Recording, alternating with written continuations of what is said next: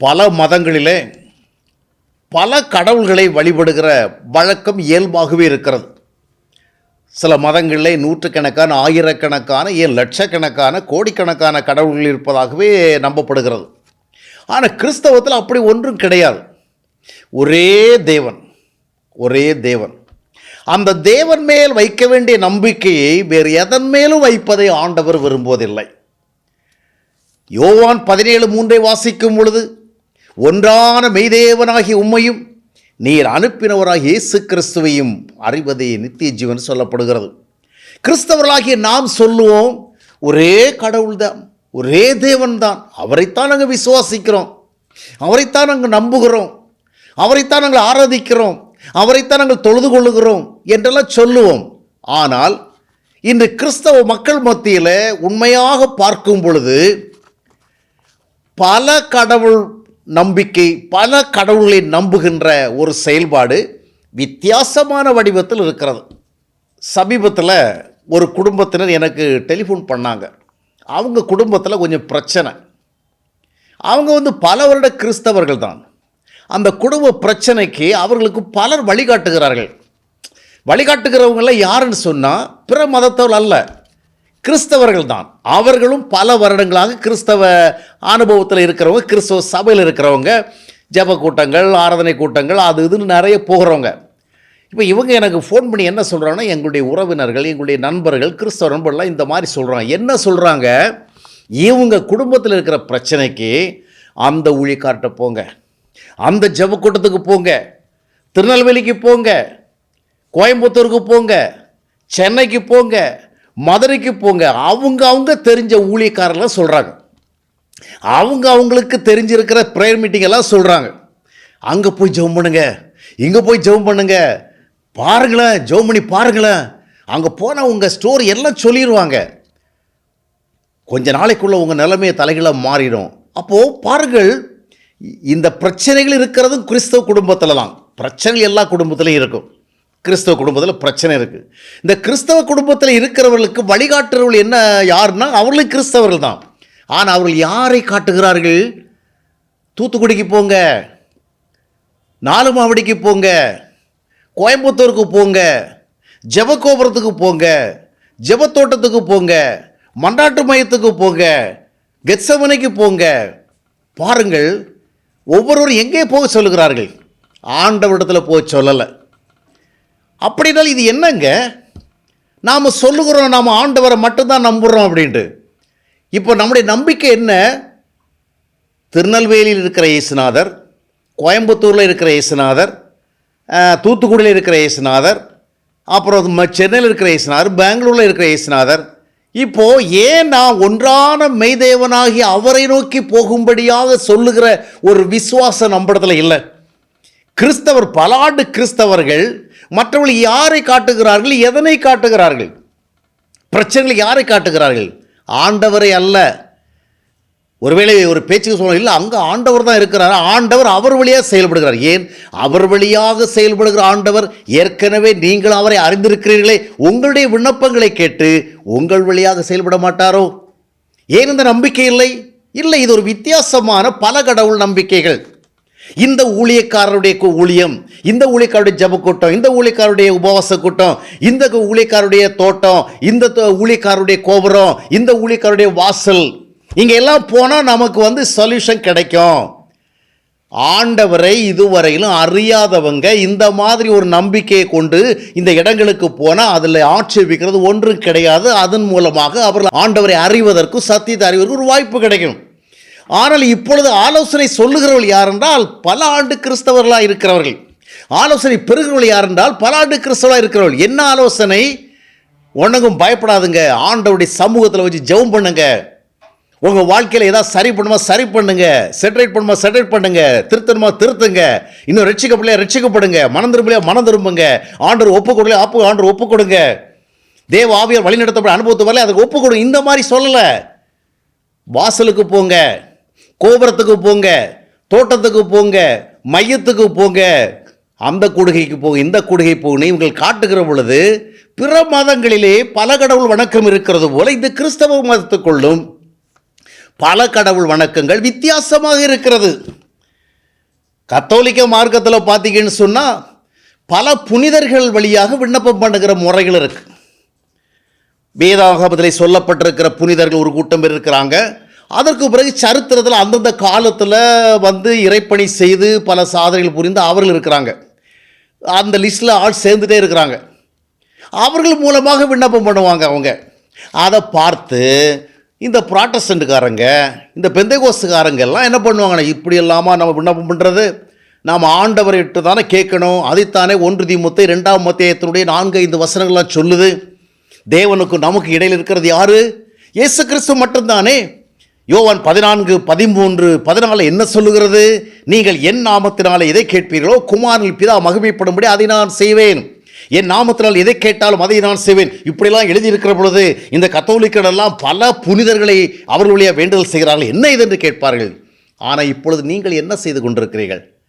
உங்களிடத்தில் யாராகிலும் ஒருவர் ஒரு பிரச்சனையை சொன்னால், ஒரு கஷ்டத்தை சொன்னால், நீங்கள் எங்கே அவர்களை அனுப்புகிறீர்கள்? கோயம்புத்தூருக்கு போங்க, சேலத்துக்கு போங்க, திருநெல்வேலிக்கு போங்க, ஜெபகோபுரத்துக்கு போங்க, திறப்பின் வாசலுக்கு போங்க, இல்லைன்னா ஏதோ ஒரு தோட்டத்துக்கு போங்க, இல்லைன்னா ஒரு தோப்புக்கு போங்க.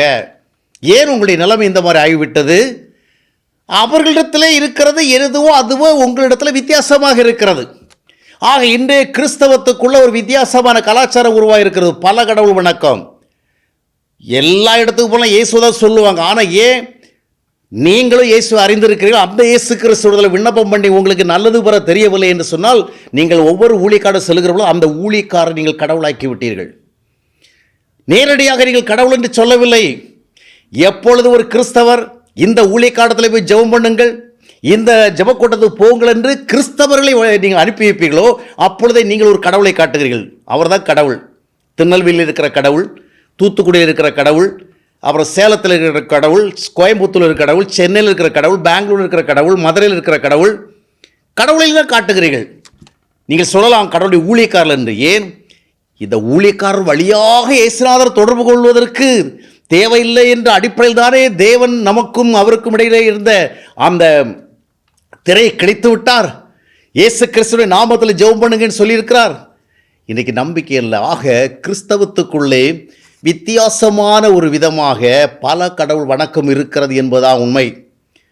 எப்பொழுதெல்லாம் நீங்கள் ஆண்டவரை நோக்கி பார்ப்பதற்கு உங்களுடைய மனதை செலுத்தவில்லையோ, எப்பொழுதெல்லாம் நீங்கள் அந்த ஜெப கூட்டத்துக்கு போனால், இந்த உபவாச கூட்டத்துக்கு போனால், இந்த பௌர்ணமி கூட்டத்துக்கு போனால், இந்த ஊழியக்காலத்தில் போனால் எனக்கு பிரச்சனைக்கு ஏதாவது சொல்யூஷன் கிடைக்கும், தீர்வு கிடைக்கும்னு நினைக்கிறீங்களோ, அப்பொழுதெல்லாம் நீங்கள் ஆண்டவரை விட்டுவிட்டு மனித கடவுள்களுக்கு பின்னாலே செல்கிறீர்கள்.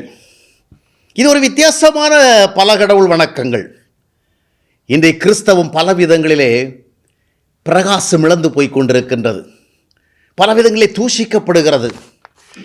பல விதங்களிலே சீரழிவுகளை காணுகிறது. காரணம் என்ன தெரியுமா? கிறிஸ்தவர்கள் கிறிஸ்துவின் மேல் விசுவாசம் வைத்து கிறிஸ்துவை சார்ந்து வாழ பழக வேண்டும். இன்றைக்கி அநேகருக்கு தங்களுடைய தனிப்பட்ட வாழ்க்கையில் ஆண்டவரை விசுவாசித்து வாழ்கிற ஆவிக்குரிய கலாச்சாரம் இல்லை. ஜப கூட்டங்களையும் உபவாச கூட்டங்களையும் ஊழியர்களையும் தான், பிரபலமான சுவிசேஷர்களைத்தான் அவர்கள் சார்ந்து வாழ்கிறார்கள். அது ஒரு பல கடவுள் வணக்கம். அதனால தான் உண்மையான ஆசீர்வாதங்கள் இல்லை. கிறிஸ்தவம் மேலும் மேலும் மங்கி எரிந்து கொண்டிருக்கிறது. மேலும் மேலும் அவருடைய பிரகாசம் குறைந்து கொண்டிருக்கிறது. இன்றைக்கி நிறையவருடைய வாழ்க்கையில் பாருங்கள், விசுவாசம் என்பது எப்போ வருது? நான் இங்கே சொல்லுவது புதுசாக ஆண்டவர் அறிகிறாங்களா அவங்கள அல்ல, இல்லை வெறும் பேர் கிறிஸ்தவர்களாக இருக்கிறாங்க, அவங்களுக்கு ஒன்றுமே தெரில, இப்போ தான் உண்மையான ஆண்டவர் அறிகிற வர்றாங்க, அவங்கள விட்டுருங்க. ஆனால் இன்றைக்கி அங்கே போங்க, சென்னைக்கு போங்க, சேலத்துக்கு போங்க, விருதுநகருக்கு போங்க, அங்கே போங்க, இங்கே போங்கன்னு சொல்லுகிறவங்க யார் தெரியுமா? பல வருடம் கிறிஸ்தவ அனுபவத்தில் இருந்தவங்க. அவங்க தான் மற்றவங்களும் வழிகாட்டுறாங்க. அப்போ என்ன அர்த்தம்? இது பல கடவுள் வணக்கம் நம் மத்தியிலே இருக்கின்றது. எப்பொழுது நாம் இந்த விசுவாசம் வெளிப்படுத்துகிறோம், ஒரு வியாதி வந்தாச்சுன்னா, ஒரு கேன்சர் வந்துடுது, ஒரு ஹார்ட் அட்டாக் வந்துடுது, இல்லைன்னா கிட்னியில் பாதிப்பு வந்துடுது, அப்போ தான் நம்ம விசுவாசத்தை முழுமையாக செல்வோம். என் ஆண்டவர் என்னை சுகப்படுத்துவார், என் ஆண்டவர் எனக்கு உயிர் தருவார், என் ஆண்டவர் வாழ வைப்பார். இயல்புதான். ஆண்டவர் நீங்கள் அறியவில்லை, இயல்புதான். ஆனால் இத்தனை ஆண்டு காலம் கிறிஸ்தவர்களாக இருந்த பொழுது ரட்சிப்பை குறித்து நீங்கள் நினைத்தீர்களா? மனம் திரும்புதலை குறித்து நினைத்தீர்களா? ஆண்டவரை சார்ந்த இந்த உலகத்தில் பரிசுத்தமாக வாழ முடியும் என்று விசுவாசித்தீர்களா? ஆண்டவரை சார்ந்து உண்மை உத்தமமாக வாழ்ந்தால் நம்மை உயர்த்துவார் என்று விசுவாசித்தீர்களா? நித்திய ஜீவனை விசுவாசித்தீர்களா? ஆண்டவருக்கு சாட்சியாக வாழ்வதை விசுவாசித்தீர்களா? கோடலும் மாறுபாடுமான சந்ததி நடுவிலே சுடர்களாக பிரகாசிக்கும் விசுவாசித்தீர்களா? விசுவாசிக்கல. நம்முடைய விசுவாசம் எல்லாம் எப்பொழுது வருகிறது? வியாபாரம் தோல்வி அடைந்த பிறகுத்தான். வியாபாரம் தோல்வி அடைந்து கடனாளியான பிறகு கர்த்தர் என்னை விடுவிப்பார். ஆனால் பாவத்திலிருந்து விடுவிக்கும்படியாக வந்த இயேசு கிறிஸ்து ஏற்கனவே எனக்கு பாவ மன்னிப்பை பாவங்களை உருவாக்கி வைத்திருக்க, அதை நான் விசுவாசிக்கவில்லை. வியாதி வந்தால் ஆண்டவரை விடுவிப்பார், கடன் வந்தால் ஆண்டவரை விடுவிப்பார், பிள்ளைகளுக்கு கல்யாணமாகலையே ஆண்டவர் விடுவிப்பார். அருமையானவர்களே, தனிப்பட்ட தேவ உறவு, தேவ ஐக்கியம், இதைத்தான் கிறிஸ்துவ சொல்லுகிறது. இன்றைக்கு நாம் என்ன செய்கிறோம்? அந்த ஊழியக்காரத்தில் போனால் இந்த ஊழியக்காரர் அப்படின்னு என்ன நீங்கள் சொல்ல வரீங்க? உங்களுடைய ஜெபத்தை ஆண்டவர் கேட்க மாட்டார். நீங்கள் ஆண்டவரை விசுவாசம் அவர் செயல்பட மாட்டார், அவர் வழியாக தான் செயல்படுவார். ஆனால் ஒன்றை புரிந்து கொள்ளுங்கள், நீங்கள் ஆண்டவரை நோக்கி ஜெபித்து ஒரு நன்மையை உங்களுக்கு அவர் தரவில்லை என்று சொன்னால், இன்னொரு ஊழியக்காரன் வழியாக அந்த நன்மை வருகிறதுனால அது ஆண்டவரிடத்திலிருந்து வந்த நன்மைக்கு அடையாளம் அல்ல. ஒருவேளை புதுசாக ஆண்டவர்னு அறியவே இல்லை, ஒரு ஊழியக்காரர் வழியாக செயல்படலாம். ஆனால் நான் கிறிஸ்தவன், பல வருஷம் கிறிஸ்தவன், எனக்கு வேதம் தெரியும், பைபிள் தெரியும், சத்தியம் தெரியும், நிறைய விஷயங்கள் தெரியும். தெரிஞ்ச பிறகு ஆண்டவரை மையமாக வைத்து எனக்கு வாழ தெரியவில்லை என்றால், இதில் இருக்கிற வேடிக்கை என்னன்னு சொன்னால், வழிகாட்டுகிறாங்க பாருங்கள், தப்பிதமான வழிகாட்டிகள். ஏற்கனவே 15 வருஷம் 25 வருஷம் 30 வருஷம் கிறிஸ்தவ வாழ்க்கையில் இருந்துக்கிட்டு ஆண்டவரை காட்ட தெரியலை. கோயம்புத்தூருக்கு போங்க, அந்த மையத்துக்கு போங்க, இந்த வாசலுக்கு போங்க, இந்த கோபுரத்துக்கு போங்க. என்ன வெட்க கேடுது? என்ன நாம் வெட்கி நாணும்படியான காரியம் இது? ஆண்டவரிடத்தில் போகேன்னு சொல்ல வேண்டாமா? ஏன் சொல்ல தெரியல? நாமும் ஆண்டவரை அறியவில்லை. நம்மிடத்தில் ஆலோசனை கேட்கிறார்களே, அவர்களும் ஆண்டவரை அறியவில்லை. கோயில்களுக்கு போகிறோம், பாடல்களை பாடுகிறோம், ஆராதனைகளை செய்கிறோம், ஜப கூட்டங்களுக்கு செல்லுகிறோம், நிறைய பக்தி காரியம் நடக்கிறது, உண்மை அறியவில்லை. அப்போ ஊழியக்காரங்க உண்மையிலேயே தேவ ஊழியக்காரர்களாக இருந்தால் இவ்விதமான நம்பிக்கையோடு வருகிற மக்களிடத்தில் என்ன சொல்லணும்? நீங்கள் எங்களிடத்தில் வருவதல்ல, நாங்கள் ஆண்டவரிடத்தில் நீங்கள் போகும்படியாக வழி நடத்துகிறவர்கள். நாங்கள் எல்லாம் ஆண்டோடைய ஊழியக்காரங்க தான். உங்கள் ஜபத்தை கேட்கலைன்னா எங்கள் ஜபத்தை எப்படி ஆண்டவர் கேட்க முடியும்?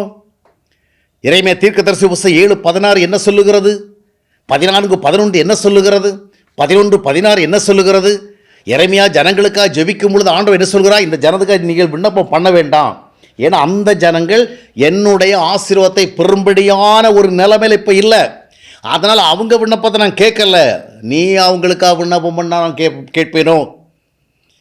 ஆனால் இன்றைக்கு நாம் என்ன சொல்கிறோம்? எங்ககிட்ட வந்தால் everything will be all right, இன்றைக்கே அற்புதத்தை பார்ப்பீர்கள், எங்கள் கூடுகைக்கு வந்தவர்களே வாழ்வில் நடந்த அற்புதத்தை பாருங்கள், ஒன்றுமில்லாமல் வியாபாரத்தை தொடங்கினார், இப்பொழுது பெரிய கோடீஸ்வரர் ஆகிவிட்டார், உடனே வீடு வாங்கிவிட்டார், உடனே கார் வாங்கிவிட்டார், இப்படியெல்லாம் சொல்லி நம்மை நோக்கி மக்களை வரவழைத்து கொண்டிருக்கிறோம். சில நேரத்தில் சில ஊழியக்காரர் சொல்லுவோம், நாங்கள் யாரும் எங்களிடத்தில் வர சொல்லுவதில்லை, பாருங்கள் எங்களுடைய ஒரு பிரசங்கத்தில் இதை நாங்கள் சொல்லியிருக்கோம், நீங்கள் எல்லாம் எங்களை நம்பாதீங்க, ஆண்டவர் நம்புங்க. இதை எத்தனை முறை சொன்னீங்க? என்றைக்கே ஒரு நாள் எங்கே ஒரு நாள் சொன்னால் போதுமா? ஒவ்வொரு நாளும் திரும்ப திரும்ப சொன்னாலே நம்ம கிறிஸ்தவ மக்களுடைய மண்டைக்குள்ளே நிற்க மாட்டேங்குது. நீங்கள் என்றைக்கே ஒரு நாள் டெக்னிக்கலாக சில நேரத்தில் பார்த்தீங்கன்னா சில லீகல், அதாவது சில பப்ளிசிட்டி பண்ணணும், இந்த நில சம்மந்தமான விஷயங்கள், அது இதுன்னு வியாபார சம்மந்தமான விஷயங்களில் ஒரு லீகல் நோட்டீஸ் போடுவாங்க. கண்ணுக்கு தெரியாமல் தினமலர்லேயே தினத்தந்திலே எங்கே கொண்டு போடுவாங்க. கோர்ட்டில் கேட்குறவங்கள நீ பப்ளிஷ் பண்ணியா, பப்ளிசிட்டி கொடுத்தியா, விளம்பரம்? ஆமாம் பண்ணோம். எங்கே இருக்குது? ஒருவனும் கண்டுபிடிக்க முடியாது. வாஸ்கோட காமா கண்டுபிடிச்சா கூட இதை கண்டுபிடிக்க முடியாது. அதே மாதிரி தான் நாங்களும் சொல்லுவோம், எங்கிட்ட வர நாங்கள் சொல்லலை, நீங்கள் ஆண்டவர்கிட்ட போகணுன்னா நாங்கள் சொல்கிறோம். என்னைக்கு சொன்னீங்க, எவ்வளவு சொன்னீங்க, எத்தனை முறை சொன்னீங்க? நீங்கள் உங்கள்கிட்ட வந்து அற்புதம் நடக்கும், அதிசயம் நடக்கும், எத்தனை முறை சொல்கிறீங்க? உங்கள்கிட்ட வரவங்களுக்கு பெரிய பெரிய அற்புதம் நடக்கும், எத்தனை முறையோ நீங்கள் சொல்லுகிறீங்களா? வருகிற ஜனங்களை உண்மையான தேவ ஊழியர்களாக நீங்கள் இருந்தால் அவர்களுக்கு சொல்லி அவர்களை ரட்சிப்புக்கு வழி நடத்தி மனந்திருப்பு வழி நடத்தி ஆண்டவர்கிட்ட போங்க. நீங்கள் ஆண்டவர்கிட்ட ஜெபித்து உங்களுக்கு நன்மை வர முடியவில்லை என்று சொல்ல, நாங்கள் ஜெபித்தால் நன்மை வராது சொல்ல வேண்டும். ஆனால் நம்ம அதை செய்யவில்லையே. இன்றைக்கு பிசாசான ஒரு தந்திரம் செய்கிறான். ஆண்டவர்கிட்ட ஜனங்கள் நேரடியாக போய் ஆண்டவருடைய ரட்சிப்பை அனுபவிக்காதபடிக்கு, மனம் திரும்புதலை பெறாதபடிக்கு, மறுபடியும் பிறப்பை பெறாதபடிக்கு, தேவனுடைய பிள்ளையாகாதபடிக்கு இவன் என்ன பண்ணுறான்னா, ஊழியர்கள் வழியாக சில குட்டி குட்டி அற்புதங்களை எல்லாம் செய்ய வைத்து அதன் மூலமாக ஜனங்களை டைவர்ட் பண்ணி ஆண்டவர்கிட்ட போகாமல், எப்போ பிரச்சனை வந்தாலும் கோயம்புத்தூருக்கு போங்க, சென்னைக்கு போங்க, வாசலுக்கு போங்க, கோபுரத்துக்கு போங்க, தோட்டத்துக்கு போங்க, மையத்துக்கு போங்க, மண்டபத்துக்கு போங்க, அப்படி அனுப்பி வச்சிடறான். ஏன்னா அவனுடைய ஒரே நோக்கம் எடியோ பீப்புள் என்ன செய்யக்கூடாது, ஆண்டவர்கிட்ட போய் ஆண்டவோட ஐக்கியமாகி தேவனுடைய பிள்ளை என்கிறதான ஆசீர்வாதத்தை பெற்று நித்திய வாழ்வுக்குள்ள பிரவேசிக்கக்கூடாது. ஒன்றை மட்டும் கடைசியாக சொல்லுகிறேன், நீங்கள் எந்த ஒரு பிரச்சனையானாலும் கர்த்தரிடத்தில் நீங்கள் தீர்வு பெற முடியும். நீங்கள் வேதாகமத்தில் இருக்கிற சத்தியத்தை நம்பணும். நாம் சத்தியத்தை நம்பி ஆண்டவரிடம் நேரடியாக ஜெபிப்பதற்கு பதிலாக ஜெபக்கூட்டமாக ஊழியராக நம்ம செல்வோம். என்ன அர்த்தம் தெரியுமா? ஆண்டவர் எனக்கு கொடுத்த ஆசீர்வாத வாக்குறுதிகளை நான் நம்பலை. ஆண்டவர் சிலுவையில் இரத்த சிந்தி எனக்காக உருவாக்கின புத்திர சுவீகார பாக்கியத்தை நான் நம்பலை. கிறிஸ்துவுக்குள் வைக்கப்பட்ட ஆசீர்வாதத்தை நான் நம்பலை. அதனுடைய விளைவு தான் மனிதர்களுக்கு பின்னால் போகிறேன். இது ஒரு பல கடவுள் வணக்கத்தினுடைய ஒரு பகுதியாக இருக்கிறது. எனவே இது போன்ற பாவங்களை நம்ம தொடரக்கூடாது. ஊழியர்கள் உண்மையான ஊழியக்காரர்களாக இருந்தால் தங்களிடத்தில் வருகிற இடத்துல சொல்லணும், எங்களை நம்பி வாழாதீங்க, எங்கள் ஜெப கூட்டத்தை நம்பி வாழாதீங்க, எங்களுடைய உபவாச கூட்டத்தை நம்பி வாழாதீங்க, எங்கள் வல்லமையை நம்பி வாழாதீங்க, ஆண்டவர் உங்களுக்காக ஏற்பாடு செய்திருக்கிற அந்த ஆசீர்வாதம் நம்பி வாழுங்கள் சொல்லி அவரிடத்தில் வழி அனுப்ப வேண்டும். அதுதான் மனசாட்சி உள்ள உண்மையுள்ள எந்த ஊழியரும் செய்வார். இல்லை என்றால் அவர்களெல்லாம் பொய் ஊழியர்களாகவும் போலி ஊழியர்களாகவும் தான் இருக்க முடியும்.